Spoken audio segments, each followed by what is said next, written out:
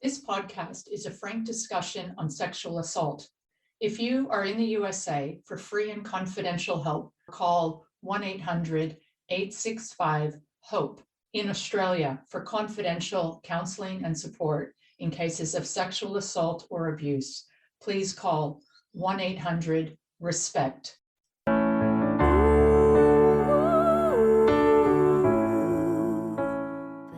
Nancy Hogshead-Makar is a record breaker and a lawmaker. After surviving a violent sexual assault by a stranger while jogging, Nancy surmounted great obstacles in life and recovered to become a 3-time Olympic gold medal champion, a pioneering civil rights lawyer, and she is the founder and CEO for Champion Women, an advocacy for girls and women in sport. With a remarkable professional career, Nancy takes us back to her assault at Duke University and explains why, in her words, she was one of the lucky ones.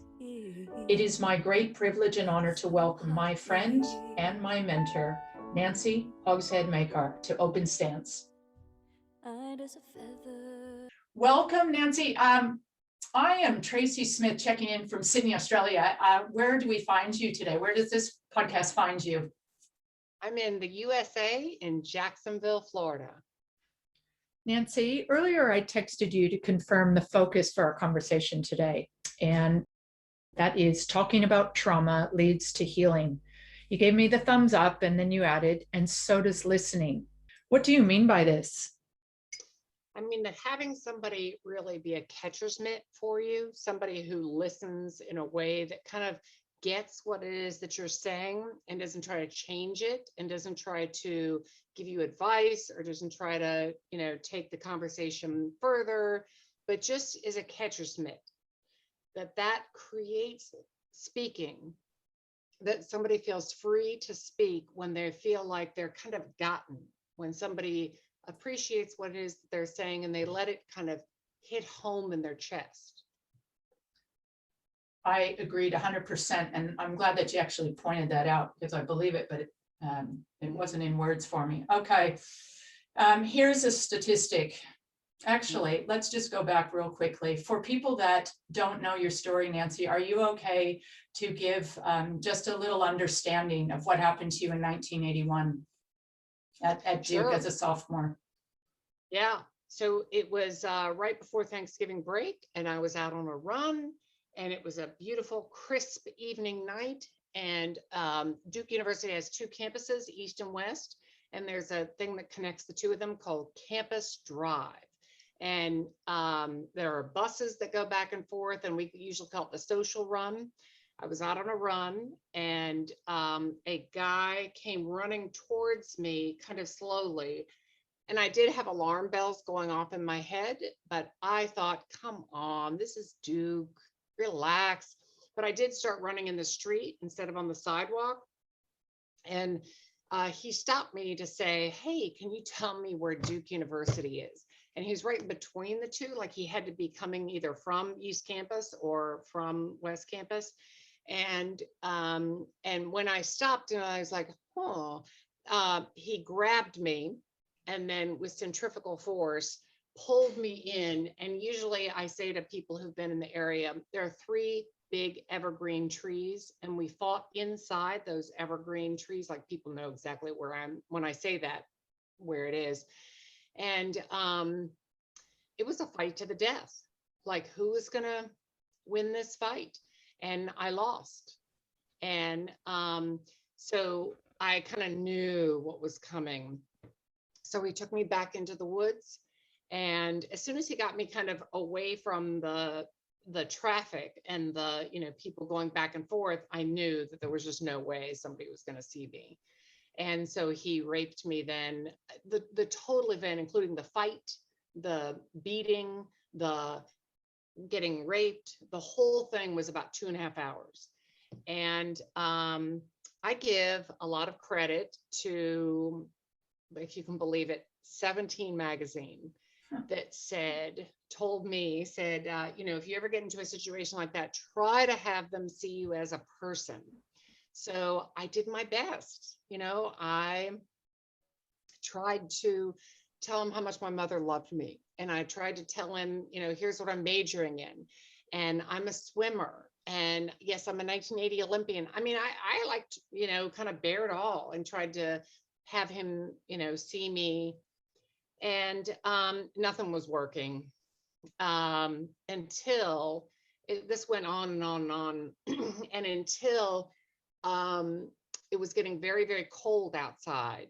And it was so cold that I started passing out. And if you've ever, those of you who are athletes out there, you've probably had this experience, but where the world kind of closes in on you. And so the world started closing in, and I thought, like, you are a goner. There's no way you're going to get. So I started crying because I thought, there's just nothing else I can do.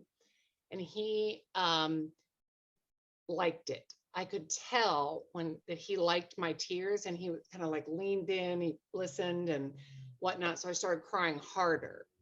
And, you know, he got up and left. I mean, he got up and he was over, and he said, you know, Nancy, I really respect you. I had told him my name. I told him where I lived. And within just a couple minutes, he was gone. But, you know, if you would have told me the impact that a rape would have had on a person's life, I never would have believed it. And I actually told myself, I don't know if you did this too, Tracey, but I told myself when I was in the emergency room that this was a bad 2.5 hours, and you are not going to let it stop you from getting good grades and from you know, being the best swimmer. And that was honestly the worst thing I possibly could have said to myself. It was the most damaging thing, because I wasn't going to let myself heal if I didn't acknowledge and didn't, you know, recognize. I don't know. So I had a really bad case of PTSD. Did you have a case of PTSD? So a little different, very different from yours. I buried the trauma the minute I was drugged unconscious for 10 hours, and I was raped while I was unconscious. So I don't remember being raped. I woke up to the crime of rape and everything that had happened. So I was in a bad state, but I don't remember it. So, and then I just buried it in the moment that I saw the wreckage. And it wasn't until 7 years later that I dealt with it. It was 7 years later that I had some PTSD because the therapist were able to help me and actually identify it, because I didn't know what it was or if I had it. But yeah, I did have it, but it was delayed, I guess. Yeah. And actually, that's probably not true. I probably had it for 7 years, but just had no idea I was experiencing it. Yeah. I mean, this is 1981, so there was no understanding of what PTSD was. The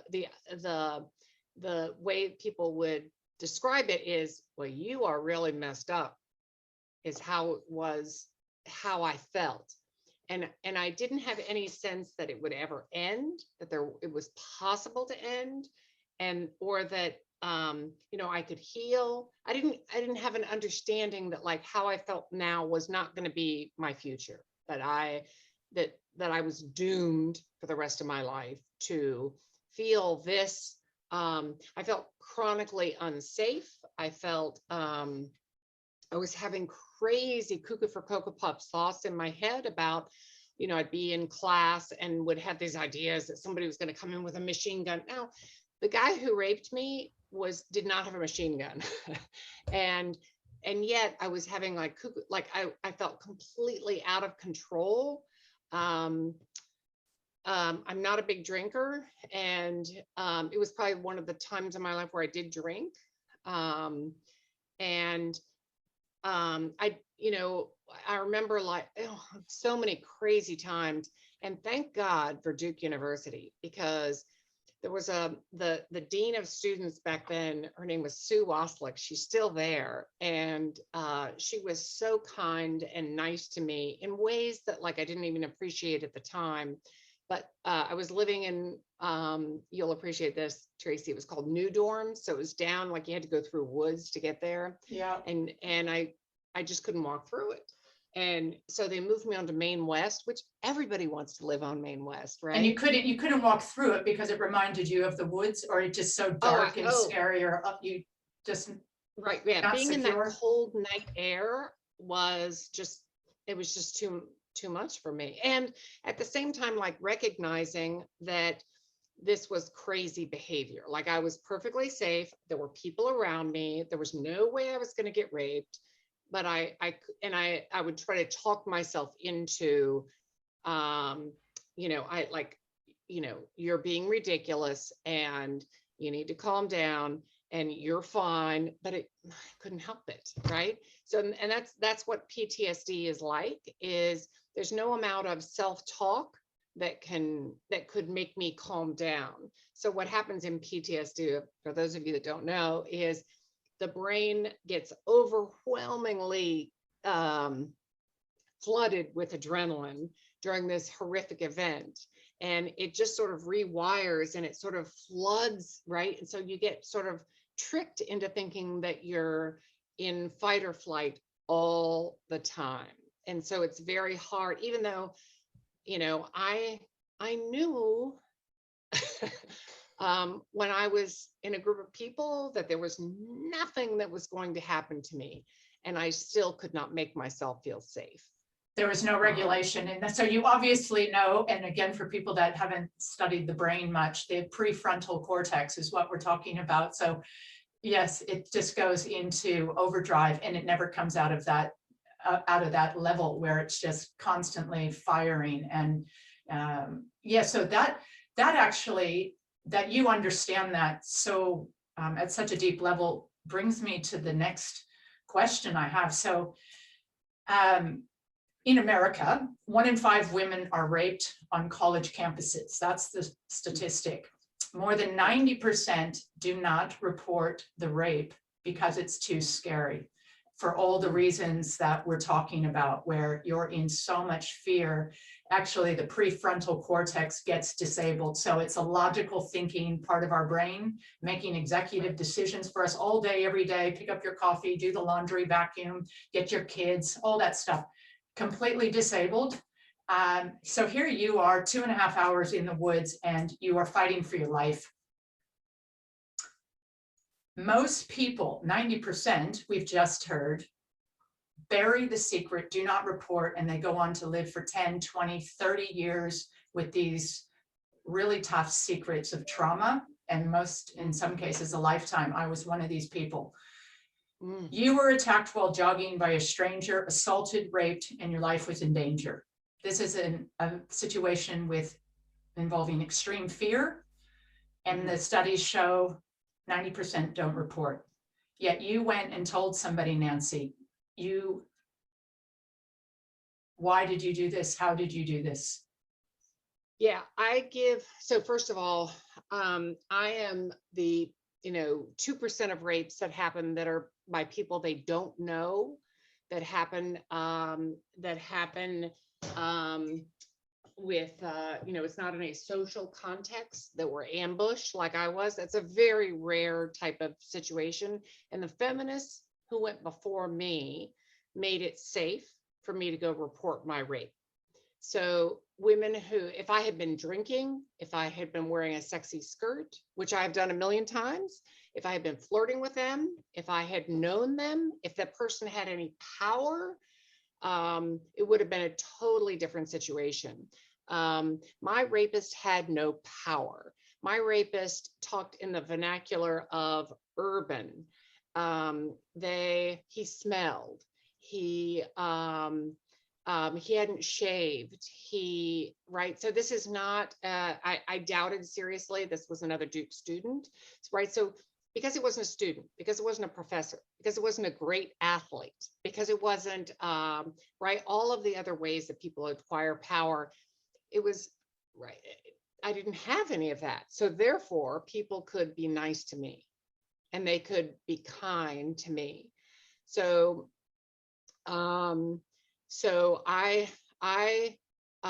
while I was getting raped, he would say, like, I was cold and that's why I started passing out. And he would say, oh, let me take you to a hotel. And I knew, this is before Oprah Winfrey said, don't go to the second location. I knew that if I got in a car with him and went to a hotel, whatever, that I was a goner, right? So I like wanted him to kind of finish up right there and get done. And so I looked for a car that was coming from one direction, but not the other direction, because he kept pointing to his car, right, where it was. So I didn't want it to come from, right, because it could have been him that was coming with his car. So I finally got somebody to come with the car. And this is to show you, ordinarily, I just would have gotten in the car. But right away, this is within 10 minutes or 15 minutes of having been raped, was I made this guy promise in Scouts honor style that he was not going to rape me. And he was like kind of a Spanish speaking guy, and it was like an old kind of a jalopy, and the car was dirty, and he was like cleaning stuff out of the car, and he was as freaked out as I was. And I remember like screaming, like kind of that blood curdling scream when I got in the car, like, I made it, I got out of there. And he just, was as nice as he possibly could have been, but I could tell like he was really freaked out. And, I would have, because I was beaten up, and, I had all sticks in my hair, and anyway, so he took me, and right away the police, like, they were talking to him separately, right, because they wanted to find out. And so he got them in his car, and he was showing them like where it was that he had picked me up. But I'm convinced that the reason why I was able to go and tell the police was because because of the feminists that went before me. In most parts of the world, if I had been raped the exact same situation, I would have had to marry that guy. My family would never have talked to me again. I would have been disowned. But it's only because of the feminists that had changed things. This was in 1981. And my hope is that women who were raped in circumstances that were different, right? So we see Bill Cosby and the whole Me Too movement, right? We say the Weinstein and the, so many other survivors who've come forward, and you see people of great power still being prosecuted and still having criminal and personal sanctions because of it. But I'm telling you, I'm lucky in so many, I got raped, but in so many ways, I'm really lucky. And I don't want to sometimes people want to tell the story that Nancy was raped, and then 2.5 years later, she won in the Olympics. And isn't she amazing? Wrong story. It's not. So because I was raped in this very finite way, I didn't know him, I wasn't wearing anything sexy, I hadn't been drinking, and I was sort of where I was supposed to be. Because of that, I got a ton of help. I got moved. I dropped 2 classes right away. I could kind of go on like all the nice things, but here's kind of the cherry on the top. I come back to school, and it was very hard for me to park where I was supposed to park, like where my parking ticket was. It's right next to Card Gym. You know where that is, right? Yes. Okay. So that's where I wanted to park, but sometimes the lot was full, and I would park illegally there, and I would get a ticket. So I had a stack of tickets. And you parked illegally. Why? Because otherwise I was going to have to park in Guam. Remember Guam? Did they call it Guam? Yes, they years did. Later when you were there? Absolutely. Okay. So I was going to have to park in Guam. So, and I was going to have to walk through woods to get back to my dorm. So a trigger. You were worried about being unsafe. Right. Yeah. And I would totally lie to myself every single time, like, oh, I'm fine. It's just that this is a little more comfortable just to be parking here. Right. I wouldn't say like, right. I would just be like, just today, I think I'll just park here. Okay. So big stack of tickets, go to the public safety. Now remember, by this time, I know everybody there because I've like been looking through books, and they've like taken me in the car, and we've gone all around Durham to try to find the guy. Right. So they totally know me, and they say, Nancy, why do you have all these tickets? And I kind of broke down and said, like, look, I just can't park over in Guam. And they said, well, let us just forgive these tickets. And here, let us give you a special parking pass. So I got a special parking pass to park wherever it was that I wanted on campus. If every rape victim got the help that I got and the attention and the care that I got, do you know how, I mean, so now I'm a civil rights lawyer and I represent lots and lots of rape victims, and I deal with the issue, the policy issue of sexual violence on both campuses and the Olympic movement. Almost no one gets what I got. Well, if they did, they don't call me, right? But I recognize just what rare air that I'm in, and how every rape survivor deserves what I got. They don't get it, but they deserve it, and they should get it. And if they did, how 1 in 4 women is sexually assaulted. As you were saying, most of them don't report for whatever reason. But we as, like, I think of like my spirit, and we as a human, right? So what would it mean if 1 in 4 women really got to be who they're supposed to be because they got the help that they needed, that they were not shamed into silence, that they got the help that they needed? I mean, imagine what would your life have been like, Tracey? Yeah, so that's a philosophical question that confronts me probably every day of my life when I go running, every single day. And I was 19 years old also. I'm 50 years old now. So yeah, it is the big question in life. And for many, many years, it was a destructive question to me because I was a tennis player. I played tennis at Duke. I ended up giving it a shot on the women's pro tennis circuit. I had dreams of being an Olympian and being in the top 50. When I was 6, I was going to be #1 in the world. And then when I got a bit older, I got a little more realistic. I said, let's go top 50. And those dreams fell away from me big time. And whether or not I was going to be destined for that, they fell away for these reasons. And I think, what if all the time? And it wasn't until doing the hard work and the hard yards, confronting my rape, confronting my life, confronting all of this, once I came out of silence and secrecy, those many years later put me on a path to where I'm sitting today right now. And in that process, I completely lost my self-belief. That's why on the tennis courts, I knew I could be a top 50 player. I didn't believe it though, because my belief was shattered by rape. And that's eventually why I just quit tennis, because I knew there was going to be no success for me until I dealt with this secret. And the point of the story is, through the hard work and the years later taking care of myself, I got my self-belief back, and I got it bigger and stronger than ever before. And it's put me on a pathway to this chair right now, sitting here with you, Nancy, and serving other people, using an experience in my life that I feel like the big guy upstairs gave me for a massive reason. And I'm sitting here to be able to use a voice that he gave me as a vessel. And I am doing work to help other people. That's the validation and the value and the fulfillment, complete joy in my life. So yeah, the what ifs were massive. I wanted to be walking out in that Olympic stadium as an athlete. I wasn't. Right. But right. It is. Right. So you think about it. Right. And yeah. No, answering that question. Yeah, go ahead. No, I was just going to say, I searched desperately for I'm 59. So I searched desperately for a 50-year-old, 59, whatever, but a woman who had been raped, and then who had a great life.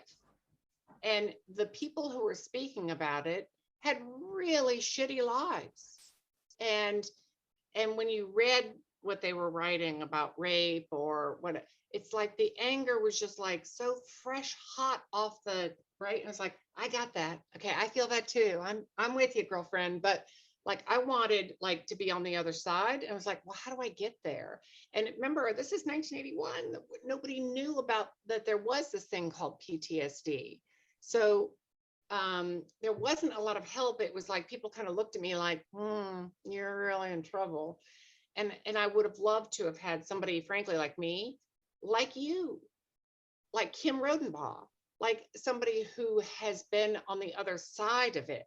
Because typically when people are on the other side of it, they quit talking about it. If every woman who was on the other side of it would speak up about their experience, the hope, the possibilities that it gives to current young women who are being raped about what the possibility is for their life, changes dramatically. Does that make sense? It does.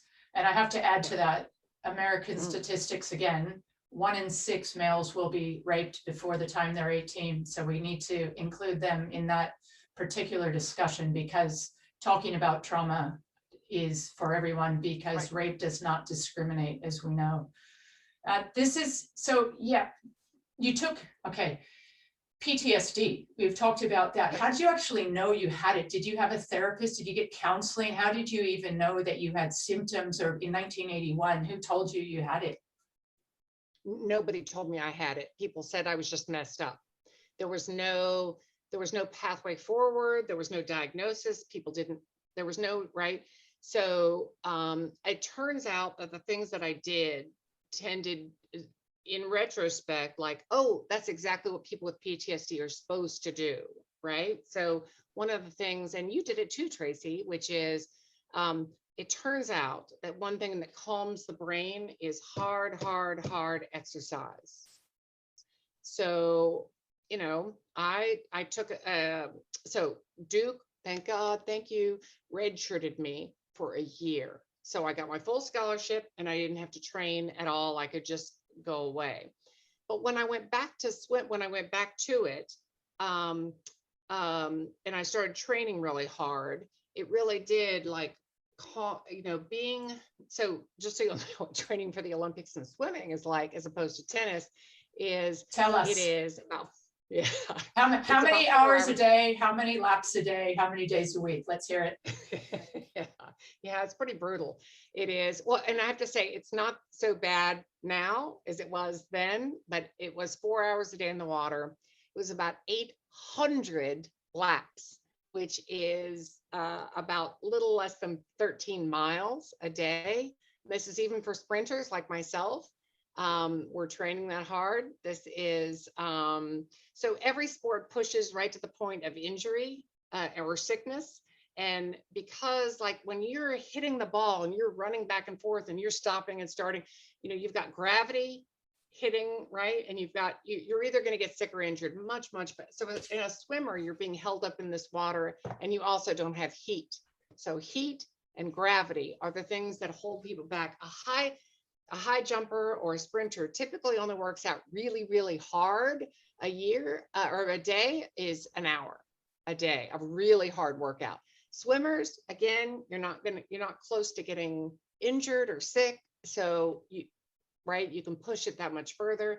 But all of that, you know, that back and forth training, God, so dull, it was very calming of my brain. And then, so that was sort of number one good thing that I ended up doing. Number two is, when I was training, unlike tennis, where you have to concentrate, you've got to, you know, the ball and the game and your competitor or everything, my mind could be a million miles away.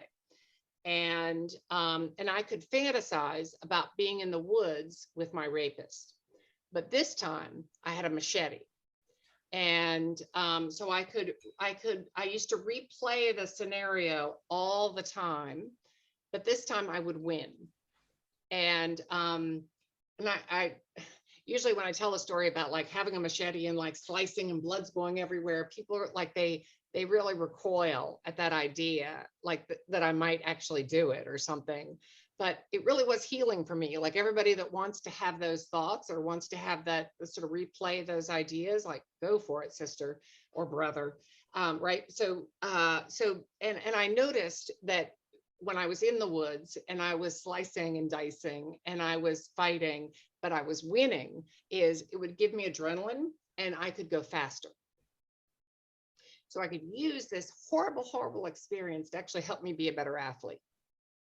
So then I realized like, oh, like, right. So then I just kept doing it over and over and over again. And turns out that therapists will tell you that that is a way of healing, of sort of reimagining what happened. You develop a different narrative so that I saw myself as the winner in this situation, and that I got my sense of self back, that Did you I was in control of my life. Go ahead. did you ever lose your self-belief in this time? Like as messed up as a mind can possibly be, in the fall of 1981 and the spring of 1982 is how bad I was. Like I used to get up in the middle of the night 10 times to go check the door to make sure it was locked, knowing that it was locked, but and embarrassed that I knew that it was locked and couldn't stop it. And was so embarrassed about knowing it was locked and not being able to keep myself from going and checking and making sure that the door is locked, that I wouldn't even tell my therapist. I wouldn't tell my best friends that I was doing this. I would just say, oh, I didn't have a good night's sleep last night. But I was embarrassed about having PTSD. I didn't know anyone that ever had a mental health issue. And I was already a 1980 Olympian. I had been world class already for 5 years. I almost made the 1976 Olympic team. This is 1981. So I was right. And the way that I had gotten there was a belief that, a belief in kind of, toughing it out. And I was going to accomplish, and I was going to get it done. And I had very little empathy for human frailty. And I certainly had very little empathy for my own human frailty as a human being, just as right. And that, I have to say, is probably the major thing that internally I changed in myself, was this idea of, if you heard the expression, Tracey, of people are as happy as they make up their mind to be. Yes, absolutely. Right. So I grew up with that. That is my mother, 100%. And like, I had to flush that down the toilet. Like, that's just not true, not just for me, but it's not true for lots and lots of other people. That this idea that you can make up your mind and not have trauma affect you, and that you can muscle through PTSD is absurd. It's right. So all my clients and everybody that, the hundreds and hundreds of sexual assault survivors that I've talked to at this time, they all go through a very difficult, most of them drink too much. A lot of them are more promiscuous than they've ever been before. And it's a finite time and it doesn't continue. Their grades go down. They don't go to class. They sleep more. If you ask them, like, well, just get up and go to class, right? They'll say like, oh yeah, I'm gonna do it tomorrow. And then they don't do it, right? That's when you know that they need love and help and support. But usually what they get is a system that says, oh, it's about your life choices. If you would just make better positive choices, instead of, man, you really need some help from trauma. So again, and does that go back to the comment again? What does this one mean to you, Nancy? Trauma changes a person in mind and body. The body keeps the score. Oh, I love that book by Bessel van der Kolk. Yes. The Body Keeps the Score. Yes. Yeah, I love that book. I firmly believe that. And I'm really lucky. And do you know what adverse childhood experiences are? ACE scores? No. Okay, so Kaiser Permanente is an insurance company, and they wanted to save money. And they realized that they were spending a ton of money on people who were getting gastric bypass surgery for obesity, or they were in anti-drug or alcohol programs, but they would keep on doing drugs or alcohol, or smoking, quit smoking, right? So they were paying for all these things to try to get people to be healthier, and they weren't. So instead, they're like, maybe. So they developed a very simple questionnaire that asked people about their childhoods and what kinds of traumas it is that they had. So did you have a parent who got divorced? Did you have a parent or a caregiver who was in prison? Was there drugs and alcohol? Were you hit more than to leave a mark? Were you sexually abused? So if you were sexually abused every day of your life or only once, it counted as a 1. If same with divorce or all these other like horrible things that happen to children. We say that children are resilient. It's not true. Children are very, very impressionable.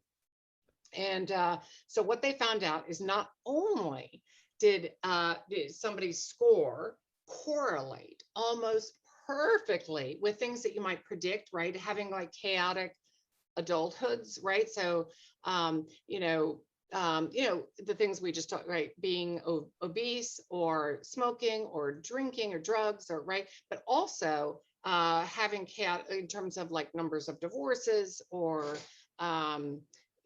those kinds of things, but also heart disease, cancer, diabetes, all those they track perfectly. You can take somebody's ACE score. Wow. So what the insurance company realized, remember, all their mostly care about saving money, is they're like, what these people need is therapy to cure the whatever happened to them, the core, rather than the treating the symptom of they're smoking. So like drinking too much. Like our girl Taylor Swift says in Bad Blood, Band-Aids don't fix bullet holes, do they?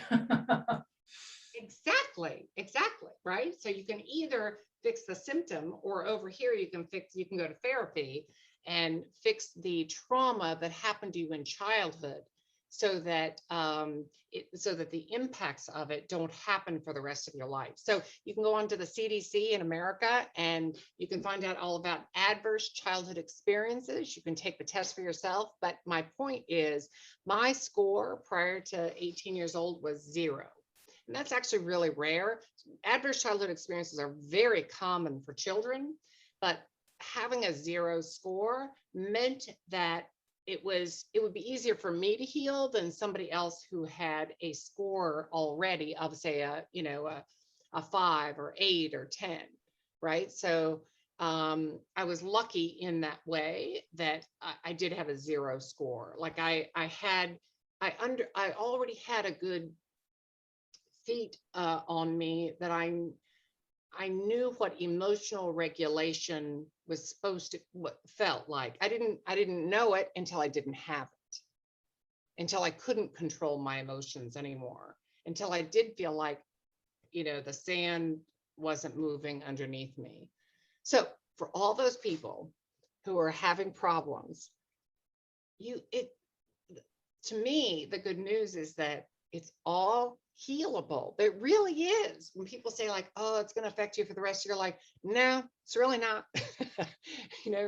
I can be almost in the exact same circumstances when I was raped, which was for me is night, cold air, sort of in the middle of nowhere, and it doesn't impact me at all.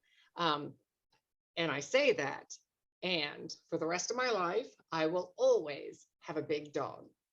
So I have a big dog now.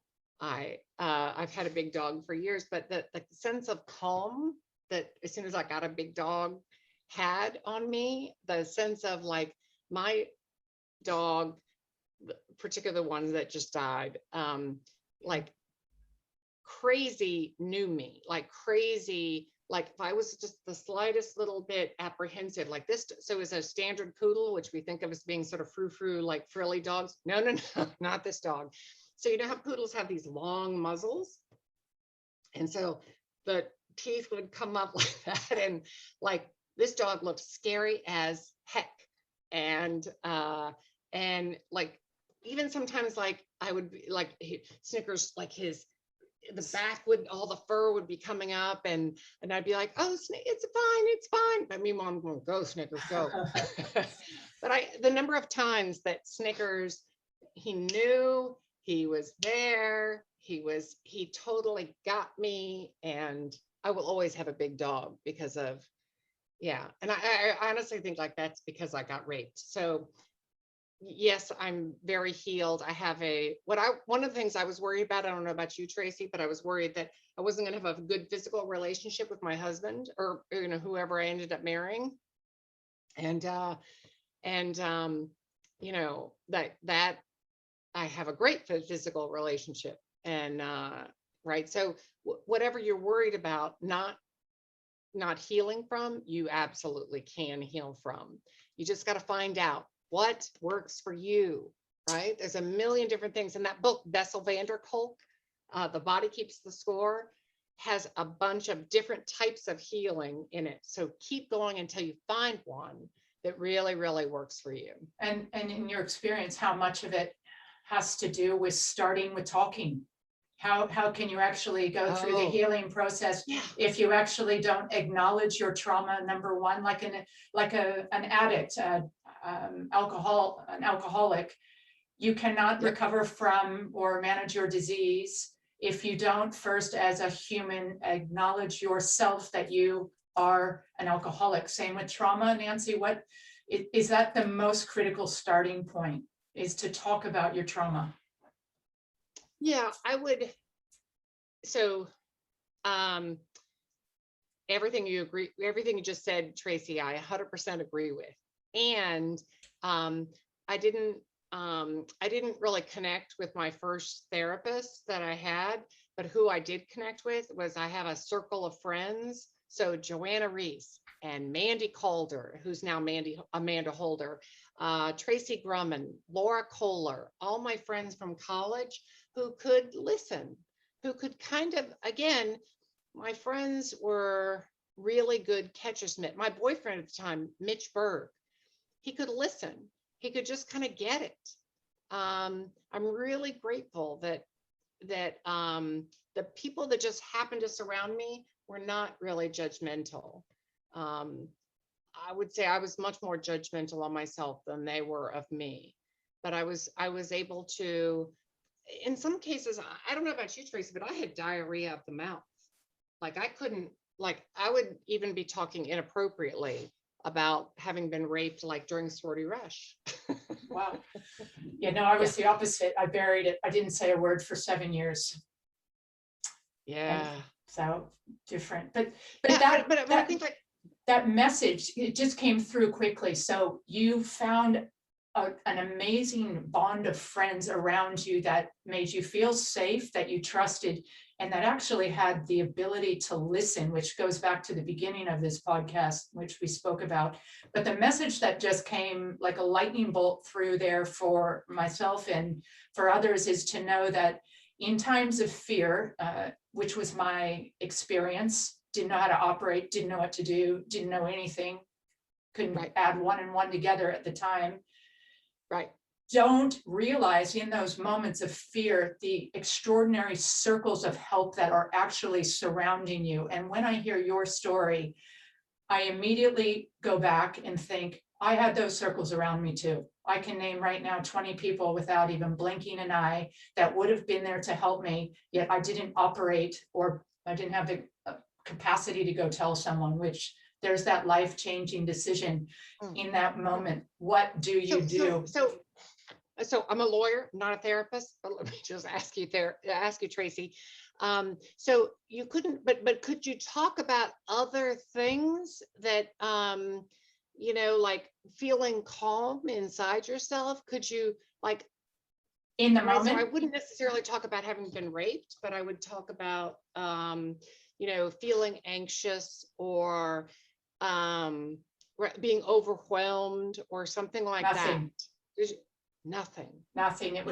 It was literally dead to me for 7 years. Yeah. Was it conscious, or was it like, I'm definitely not going to talk about this? Or was it just like sort of Unconscious. hidden from yourself?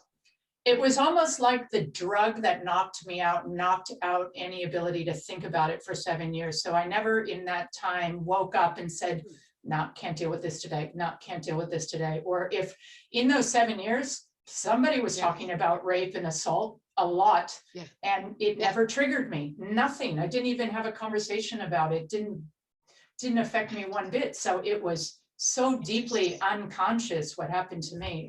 Again, I am not a therapist. I have no idea. Yeah, but what I think is fascinating is like the body keeps the score. Your body like saved you and protected you and loved you until you were ready to be able to deal with it. Right? So that is a protective mechanism that we like our bodies do, that has not, like you just said, is unconscious, that, you know, until when you were ready, there it was, ready for you to deal with. This leads me to a question that I've actually come across. I've read a lot of articles and interviews over the course of your lifetime, and there's one that keeps popping up that I'm really fascinated by. And it has to do with the fact that initially you went and got help. Your story was public immediately. So there was no silence in your scenario, unlike mine. But then there's this little bit that keeps popping up where it talks about Nancy Hogshead. For years, there was 2 decades of silence where you didn't speak publicly. You didn't talk about your rape. You didn't talk about the assault. It almost went away from, and there were lots of articles about you and lots of interviews. So this fascinates me. It also goes on to say there was a person in your life, a mentor, a friend, that advised you and talked to you one day about saying, Nancy, I think it would be healthy for you to speak out a bit, use your voice, and talk more publicly about your assault. I'd love to know who that person is and why that person saw something about you that they thought needed help. Is there a silence that happened to protect you in those 20 years? Oh, yeah. No, I was not ready to talk publicly about it, like just to be able to tell the story like I just did. It probably took me 20 years to be able to do that. So before I tell you who the person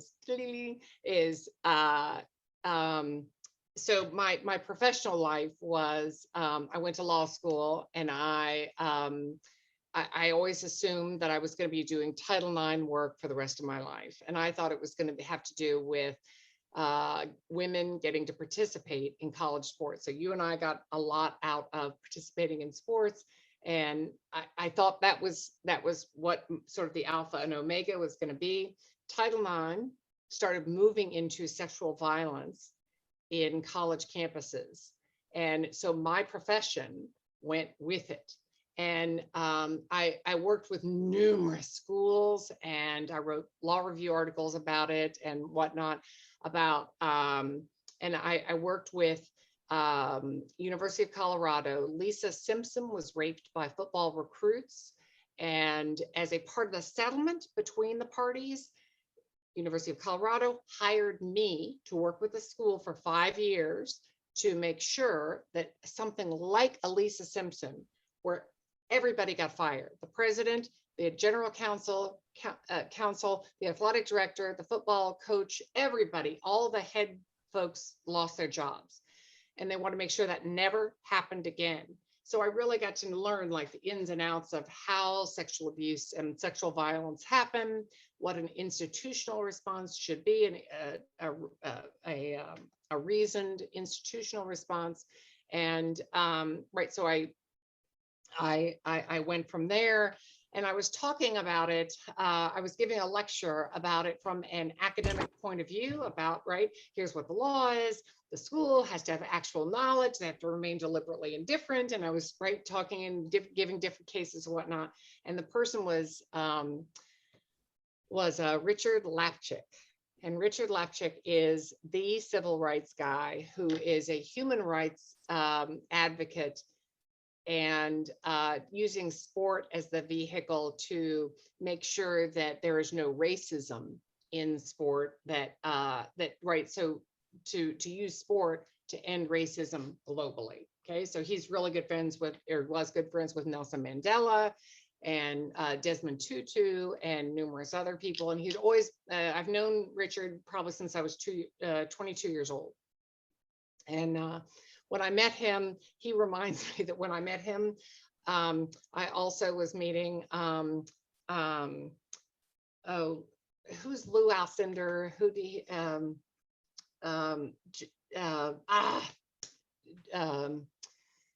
the very, very famous, but he's like 7'6" basketball player. Okay. I don't remember meeting him at all. I remember meeting Richard Lapchick because we really connected. So he's the one who said, after I had just given this very academic lecture about all I knew, all the clients I had worked with, both schools and individuals. And he said, you need to include your personal experience. I said, no, I think I'm more comfortable just talking as an expert in the subject matter. And he said, you really need to. And that's when he reminded me, like, I think I had told him how, like, after I was raped, I used to go to the library and try to find role models or people who had gotten through it, and I couldn't find them. And he's like, you are that person. And that's when I started, kind of figuring out how it was that I was going to do it. I kind of looked for role models out there, like who does this well in a way that doesn't leave the audience freaked out, that you're giving them a gift, that you're having them think about sexual violence in a new way, that, right, you don't just want to like barf on them, right? Yeah. And like, here's this horrible thing that happened, right? So like, what is the message? Like, how am I helping them in their lives? Beyond just sharing a bad experience that happened. And I really was not ready to do that, to give that gift. Do you know why? Do you know why you weren't ready to do it? I know that's a big question. You're such a strong human athlete, all those things. Is there a reason that you might have been afraid, or why you didn't want to talk about it yet? I did not. Look, for number one, I didn't know how, and I didn't know how it would be a contribution to somebody else. But more than that, like, I just wasn't healed enough, right? So it was a very scary event. And, I probably, if somebody had asked me about it, I probably just would have started to cry. And I have a deep empathy for people who, when I work with a client, they have to tell me everything. And that's hard for them, really, really hard. And I'm really honored that they would tell me everything. And it's like, when you ask questions, it's a little intrusive. I just wasn't ready. I wasn't, both emotionally and also intellectually, like, how do I make sure this is not just which again, another message that just pops out straight away for me is validation for everyone listening, that there is no right or wrong. There's huge validation in the fact that sometimes I actually started feeling, I have felt so guilty in my life so many times, and I think I'll carry it for the rest of my life, why I didn't do something different that day. And then I see someone like you who did it different, and you went and told somebody, and there's that level of guilt. But what I just heard coming through your story there is that you had a long period of time where you weren't comfortable, even though it was a public story and people knew about it, you didn't have a personal level of comfort to talk about it in certain spheres. And that gives huge validation to every individual whose story is incredibly different person to person, that it is in your own time, it's when you are safe and when you trust the moment, that's the right time. Yeah, actually, Tracey, that's a really good message. I mean, that, everybody has their own time of when they're ready to tell it. I'm always really impressed with particularly women who are, anybody under 18, or, 25, like young women, and that's typically who does get raped, is young women.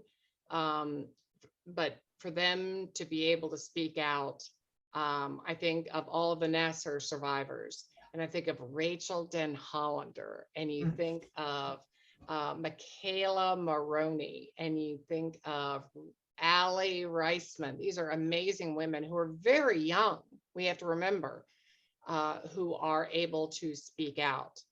I think that the criminal justice system, can you imagine like being a child being sexually abused by a parent or somebody in authority?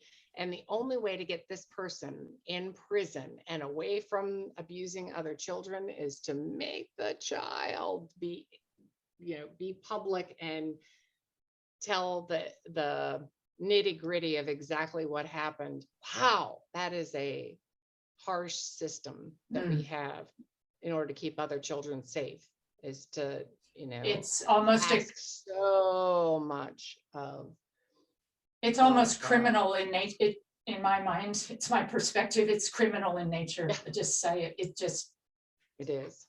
That's another It whole is. crime To make in them itself. testify. That's exactly right. It's child abuse of another way. Let's be honest. Like, how can you not see it that way?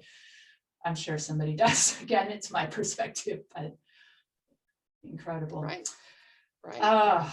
Well, we've covered a lot here today, and this is a really inspiring time in the world. The vaccines are rolling out 2021. There's light at the end of the tunnel. You had a cocktail party tonight at your house. That's amazing. And we've got the Tokyo Olympics knocking on our door. So Nancy, why don't we end with just a nice little message to the athletes that are preparing right now across the world, that have their dreams in their hand, that get to go to the Olympics. And what little message would you like to share with our athletes? Oh, yeah, I would like to share with them that, I made the 1980 Olympic team, and we boycotted those Olympics. We did not get to go. And at the time, I found meaning in not going because my brother had to register for the draft. And so I thought, well, if I'm going to do something for world peace, me not going to the Olympics. And even though that turned out to be complete, utter bullshit, back in 1980, it meant a lot to me to find meaning in not going. And for all those Olympians who didn't get to go to the Olympics in 2020 and have had to go a whole nother year, I mean, you and I know what that kind of level of training is like. I hope that you found meaning in having to wait that other year. If you've never been to an Olympics, it is an incredible opportunity. Even, I guarantee, even though there are no people in the stands and there are no people cheering on, this really is a celebration of the best of the best of the world. And you're really in for a treat. I wish you all the best, no matter what happens, up or down. That's what's going to happen. I was a waitress for a short period of time, and there was a guy who came in every single day who lamented his Olympic experience. And I used to have to, he drank too much, but he always gave me a big tip, and I would have to like pour him into a taxi. And the message is, whatever happens is going to happen. So, just remember that you are going to remember this time for the rest of your life. I am almost 60 years old. And at this cocktail party downstairs, people still were A, congratulating me. B, it turns out that my neighbor, this 18-year-old, broke the high school record that I set in 1978. And she just broke it, right? So people Your neighbor. are still talking. What's that? My neighbor, right? You're joking. Oh my God. 78 record. And she's like, don't worry, you still got she was like apologizing for breaking the record. I was like, no, good for you. Okay, but my point is what's happening to you is going to carry with you for the rest of your life. And I'm very happy for you for that, because you worked so hard for it. You've waited a whole year to be able to get it, and you deserve it. So go for it and have fun. Brilliant. All right. Well, that is a high note, and that is positive thinking. Love it. Nancy, from my German background, I never say goodbye. We say Auf Wiedersehen, and that means until we meet again. And I love that because Open Stance is here to be shared by everybody who needs it. You have an open invitation to share whatever needs to be shared on this platform anytime. Welcome, open invitation. And thank you for the privilege and the honor to have had that chat. You are changing lives today on so many levels. Thank you. Yeah, thank you for everything that you're doing. You're making such a difference out there for to just change the conversation so that people can shed the shame and the things that keep them from being able to get the tools they need to be able to recover. So thank you.